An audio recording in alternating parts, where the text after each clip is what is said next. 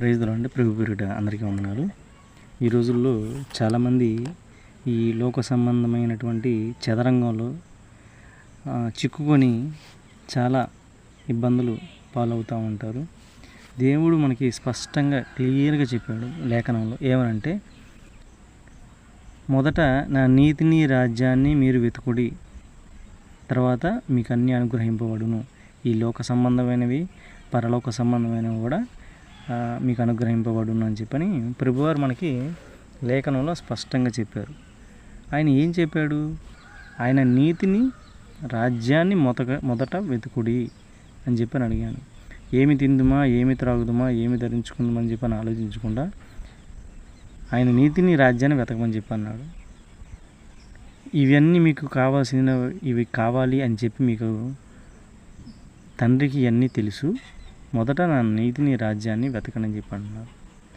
ఎప్పుడైతే మనం పరమాత్మునితో అనుబంధం ఏర్పరచుకుంటామో, పరిశుద్ధాత్మతో అనుబంధం ఏర్పరచుకుంటామో, అప్పుడు దేవుని సహాయము, దేవుని బలము మన మీదకి వచ్చి ఎలాంటి కష్టతరమైన సాధ్యమైన కానటువంటి ఎలాంటి పని అయినా సరే దేవుడు మనతో ఉండి మనలో ఉండి ఆ కార్యాన్ని నెరవేరుస్తాడు.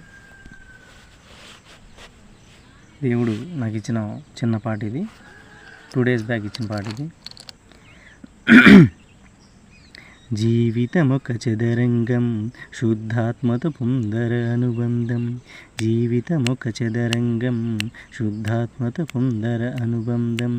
జీవిత చదరంగములు అపవాదిని జయించు నరుడా. జీవిత చదరంగములు అపవాదిని జయించు నరుడా. పరమాత్మ సహాయముతో అపవాదిని జయించు నరుడా. పరమాత్మ సహాయముతో అపవాదిని జయించు నరుడా. జీవితమొక చదరంగం, శుద్ధాత్మతో పొందర అనుబంధం. జీవితమొక చదరంగం, పరమాత్మతో పొందర అనుబంధం.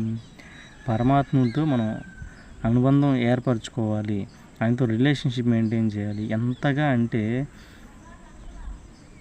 ఎంతగా మనం ఆయనతో బాండింగ్ అవుతామో ఆయన కూడా మనతో అంతగా ఉండి మన కార్యాలను సఫలపరుస్తాడు. ఏదో ఆదివారం ఒకరోజు వెళ్ళాము, చర్చికి వెళ్ళాము, ప్రార్థన చేసుకున్నాము, ఆరాధన కంప్లీట్ చేసుకున్నాము, వచ్చాను కాకుండా మనం we should have a relationship with God. Praise the Lord. Praise the Lord అండి. ప్రభు పేరిట అందరికీ వందనాలు. ఈ రోజుల్లో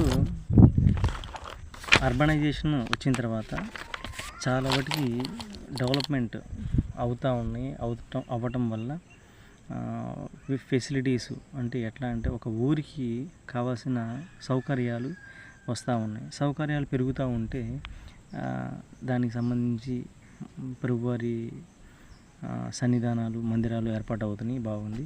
కానీ కోణల్లో చాలామంది జనులు ప్రభువారి సువార్తను వినలేకపోతున్నారు, ప్రభువారిని తెలుసుకోలేకపోతున్నారు. మనందరం కూడా సాధ్యమైనంత వరకు గిరిజన ప్రాంతాలు కూడా దర్శించి ప్రభువారిని సువార్తను ప్రకటించాలి. నశించిపోతున్న వారు ప్రపంచవ్యాప్తంగా ఉన్నారు. మన ప్రయత్నంగా దేవుని బలంతో మనం కూడా దేవుని సువార్తను అనేక ప్రాంతాలకు కూడా మనం దేవుని సువార్తను ప్రకటించాలి. ప్రభువారు నాకు ఇచ్చిన ఒక చిన్న పాట ఇది. కొండ కోనల్లో సువార్తను ప్రకటిద్దాం, వాగులు వంకలు దాటి యేసును ప్రకటిద్దాం. కొండ కోణల్లో సువార్తను ప్రకటిద్దాం, వాగులు వంకలు దాటి యేసును ప్రకటిద్దాం.